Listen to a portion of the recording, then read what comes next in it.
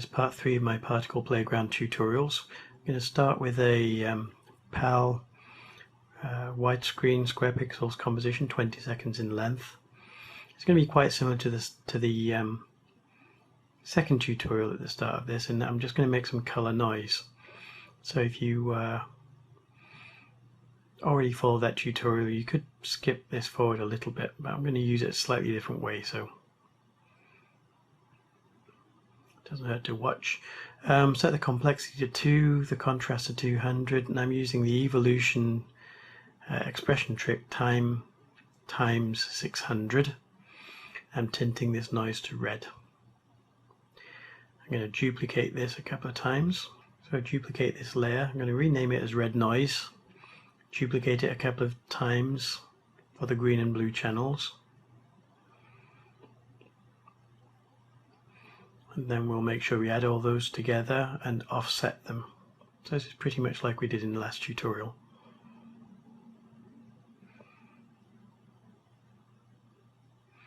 So the colors must be pure, so pure red, pure green, pure blue.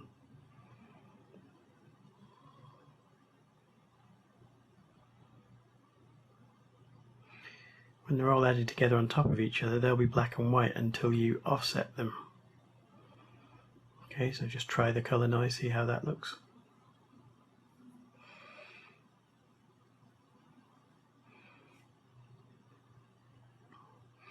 And then when I said I'm going to use it slightly differently, what I'm going to show you is you don't actually really, if you know that the noise is doing what you want it to do, you don't really need this to be in a separate layer. You can actually just apply the particle playground effect directly onto this layer and use its own layer to drive the particles.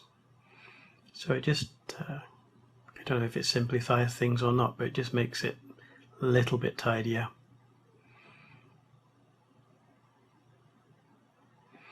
The only disadvantage is you can't look at the color noise to see what it looks like once you've got the particle playground effect on top, unless you disable the effect.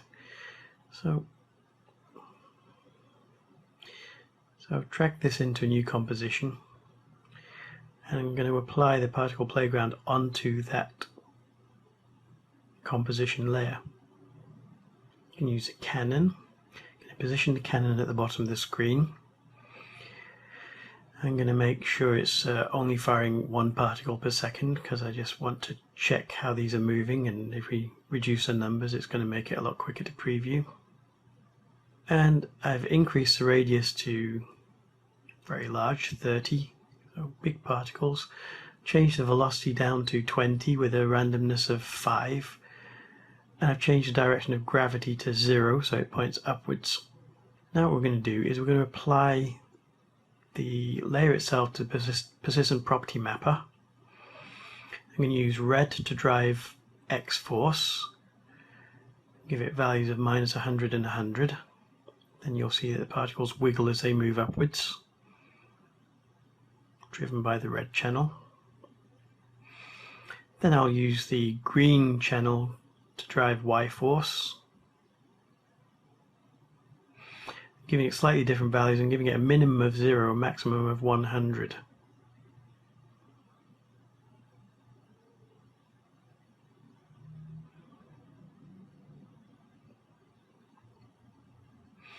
I'm going to use the blue channel to just rotate the particles a little bit, so value of -20 to 20 for the blue channel. And what I find with this is that they're wiggling too fast. So I'm going to edit the color noise and make the blue channel timing slower. So open up the blue channel, find its expression, change it to be time times 100 rather than 600. Try that. And now we see at proper speed. The wiggling is much slower. That's about what we want. Now, another expression trick coming up. What I want is that the cannon position is not always in the same place. I want it to move randomly across the width of the screen. So I'm going to write a little expression here that's going to give me, first off I'm going to give it a value that's a random X value. We do that with the command as I'm showing you on the screen here. I'm going to use a constant value for y, which will be the same value as we already have. And then you just have to give those two values inside of square brackets to complete the expression. So now we've got random positioning of the particles. Now we don't really have enough since they're spreading right the way across the screen. So I'm going to increase the particles per second. So I'll make that 4, see how that looks. I think they're moving a little bit too fast. So I'm just going to have a look at what the gravity setting is here and maybe reduce that, say 30. And now what we'll find is that the y force is too strong. It's pushing the particles down off the bottom of the screen. So I'm going to change the y force also. So the maximum, change that to be the same value, 30. See how that looks. So now I've got quite nice slow movement.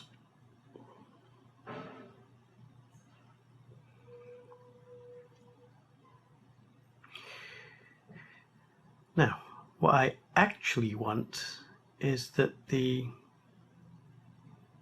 particles appear from off the bottom of the screen. So I'm just going to increase the y value in the expression so that the actual position of the cannon is below the bottom of the screen. So give that value of 630, which will put it just enough off the screen that we're not going to see the edges of the particles. And now what I'm doing is I'm actually going to offset that entire timeline so that when the animation starts, the particles are already on the screen. I don't want to see an empty screen and then particles begin. And I'm going to set the duration of the whole composition to 10 seconds rather than 20, with the particles offset 10 seconds backwards. Then when we start this, we have a full screen of particles already. Now the final thing we're going to do, we're going to do something we haven't done before. We're going to use the repel settings. And what repel does is it lets particles push each other if they get too close. So you have a force value and a radius value. So I'm setting force to be 0.2 and radius to be 40. See how that looks. And this is kind of a trial and error thing. So I'm going to try a few values, I think, for this one.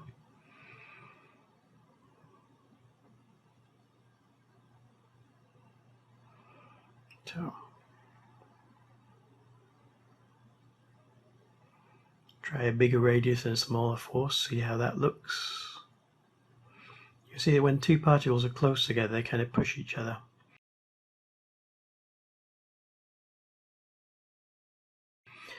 So bigger force, now they can push a bit harder, but it's making some of the particles move a bit too fast, I think. So I think what I really want is a bigger radius so they start pushing from further away, and a smaller force so they don't immediately give each other a big kick. So I'll try a radius of 100, force of 0.1, see how that looks. That looks quite nice. Okay, so the point of this tutorial, apart from the fact we've just discovered about repel, is how to actually change what the particles look like. So I'm making a new composition now and giving it a width and height of 150 only. And this is just going to be a composition that contains whatever image I want the particles to contain. So I'm going to make a grey, a mid-grey solid here. I'm going to use the pen tool to make a heart-shaped mask for that layer. So make it roughly and then move the points around until I'm happy with the shape.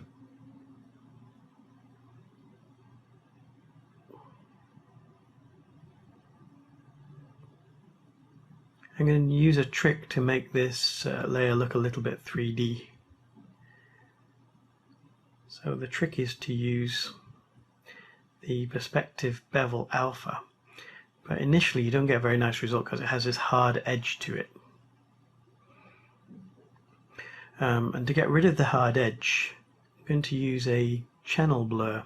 I'm going to blur everything except the alpha channel, and that will give us soft shading inside from the bevel, but still a hard edge to the shape. Now I actually want to tint that result, so I'm going to use a tritone effect to tint this, so I can colour the white, the black and the mid. different colors. You can see the result here on the screen. I'm going to give it a soft pink kind of a colouring. And I'm looking at this against a transparent background because I also want to add a drop shadow here. So I'm going to judge the transparency of the shadow. Right, so rename that composition as heart. Now the last thing we need to do is to find out how to replace the particles with the heart shape. So I've dragged the heart composition into my main composition and I've hidden it, right, made it not visible. And then, too fast for you to catch, what I did was choose the layer map option, and for the use layer I set it to be my heart layer, and then that's all you need to do to get a nice effect. I'm just going to make a solid background, nice pink solid background, and there you can see all these hearts behaving like heart-shaped balloons a little bit. Okay, so for a little bit extra on top of this, supposing we want our heart to actually beat, so I'm going to add a little bit of animation to the mask shape to make the heart give a kind of a double beat, the way heartbeats go. So I've opened up the mask options, switched on the stopwatch for the mask path. I'm going to just create duplicates of the shape, 10 frames apart. So I've got 3 keyframes at 0 frames, 10 frames and 20 frames, and then I've got one more keyframe at 2 seconds. Now I've gone halfway between my first 2 keyframes. I'm just going to shape the heart a little bit to make it look as if it's kind of inflated a bit.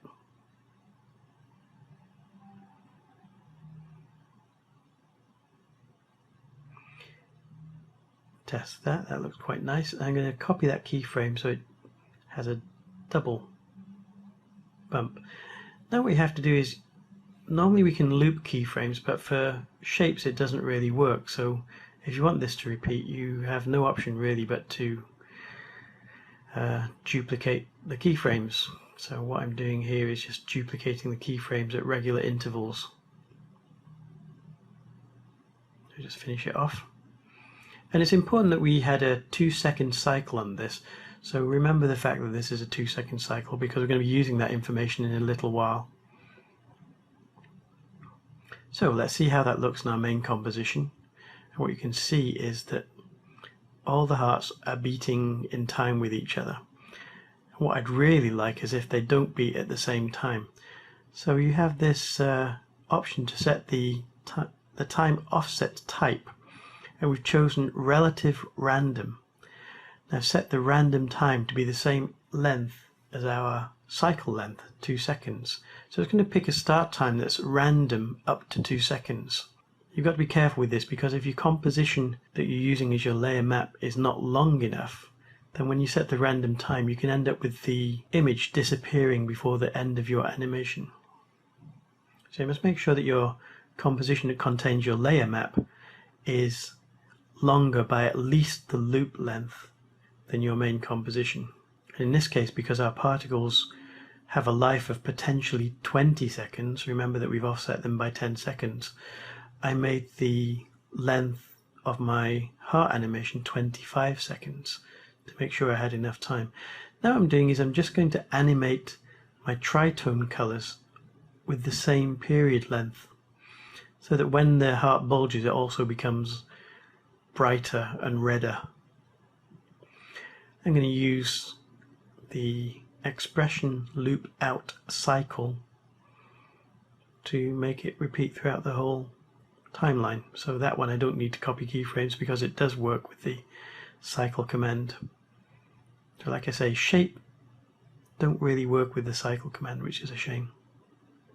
So now you'll see they all have a little kind of a glow to them whenever they beat.